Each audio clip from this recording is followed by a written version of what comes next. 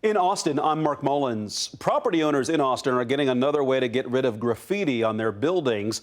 City leaders approved a new pilot program. Malia Masamoto explains how it will work. The writing's on the wall. Austin city leaders are ready to wipe away the cans of spray paint built up over the years. This has been one of the things that I've probably whined about the most. Thursday, city council members approved a one-year pilot graffiti abatement program. If we leave this issue alone, it gets worse. The more than $500,000 from the clean community fee would make it easier for building owners to keep their private property clean. With this new program, development services would be in charge of investigating graffiti complaints, notifying the property owners, and then arranging for cleanup with a third-party contractor. It gives a resource to the community by calling 311 and allowing us to come out. Before that, the responsibility and cost fell all on each property owner. The community has been asking for us to come out and assist with graffiti, and like before we were unable to do it. For city-owned property, the respective departments would continue to handle graffiti maintenance on their own buildings. City leaders have big expectations for the pilot. It stabilizes the feeling of the value that comes from not having damage to properties in our city. And so I'm very pleased to see us moving forward on this. The one-year program will launch in October. It's our hope that there's a big change that will be able to impact not only how downtown look, but how the city of Austin look as a whole. And once the paint dries, city leaders will decide if they want to keep providing this service after the pilot ends. In Austin, Malia Masamoto, KVUE News. Well, in the new age of social media, Hutto ISD is launching a student influencer program. Jessica Cha tells us what it is, and she asked the district how it'll help students prepare for the future.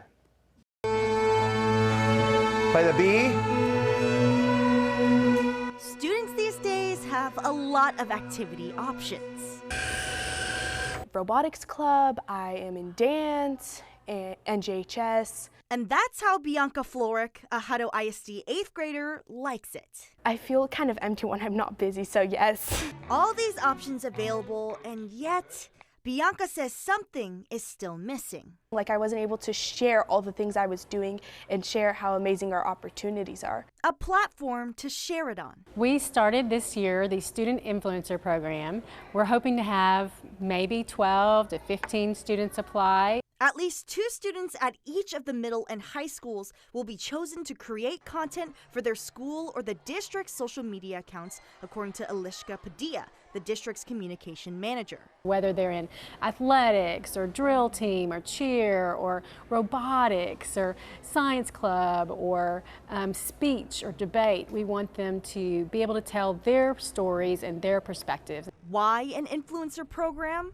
Well, Padilla says it's to empower and prepare kids for the new age of social media. If students are telling other students what they experience, then it's authentic and it's real and it has much more power.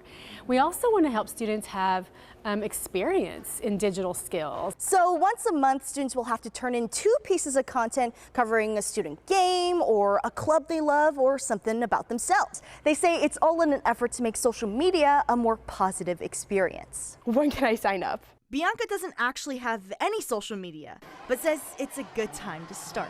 I have a few ideas of like showing our progress in dance class maybe, how our robot's going along in robotics, and a bunch of stuff like that, yeah. But if there's a content that's uplifting you and showing, you know, all the good things in life, I feel like social media can be really good in those instances. Interested students have until Monday to apply with a 1-minute audition video and a 3-question application. Lots of options for students. In Hutto, Jessica Cha, KVUE News. Well, Governor Greg Abbott honored first responders from across Texas. Governor Abbott presented the Star of Texas Awards to police, deputies, and firefighters for their bravery and sacrifice on the job. Austin police officer Tanner Salento was one of the award recipients.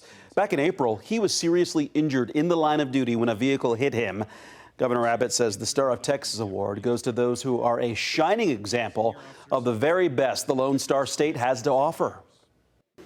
First responders answer to a higher calling, putting themselves between danger and the people they serve. It requires extraordinary courage and commitment. Our first responders represent the very best of who we are as a state. The Star of Texas Awards has been a tradition for more than 20 years now. Well, members of a Flugera family are calling it a miracle that their baby survived a potentially fatal lung condition thanks to a rare medical procedure recently performed at Texas Children's Hospital. KVUE's Bob Buckaloo explains. It's a busy morning. Good morning. At Texas Children's Hospital in Austin. Welcome back. Pediatric surgeon Dr. Matthias Brizzoni is checking up on a very special patient.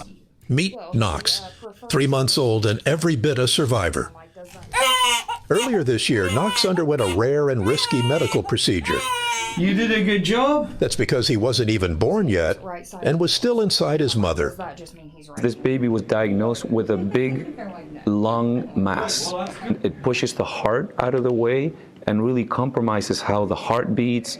The mom is basically in the operating room, and with a needle, you go through the skin, through the uterus, through the amniotic sac, and into the baby's chest to find this mass that's inside his chest.